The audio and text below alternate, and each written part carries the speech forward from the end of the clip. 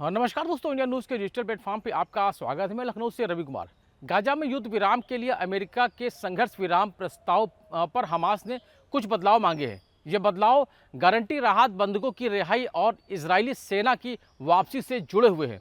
इसके साथ ही हमास 10 जीवित और 18 मृत बंधकों के बदले फिलिस्तीनी कैदियों की रिहाई चाहता है।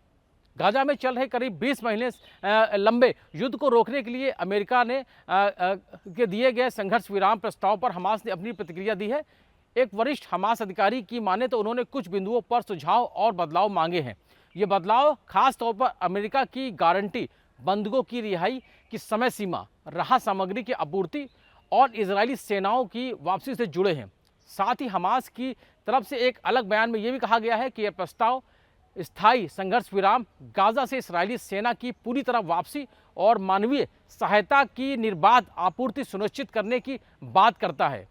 हमास की तरफ से यह भी जानकारी मिली है कि ये 10 जीवित बंधकों और 18 मृत बंधकों के शवों को रिहा करेंगे, जिसके बदले में सहमति के अनुसार फिलिस्तीनी कैदियों को छोड़ा जाएगा।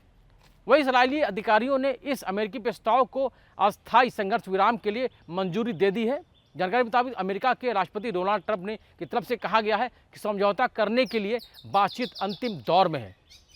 इसके पहले इजरायली प्रधानमंत्री बेंजामिन नेतन्याहू ने एक अहम घोषणा करते हुए कहा था कि गाजा पट्टी में युद्ध विराम को लेकर अमेरिका के एक नए प्रस्ताव को इजराइल ने स्वीकार कर लिया है। यह प्रस्ताव अमेरिका के मिडिल ईस्ट मामलों के विशेष दूत स्टीव विटकॉफ की तरफ से पेश किया गया है।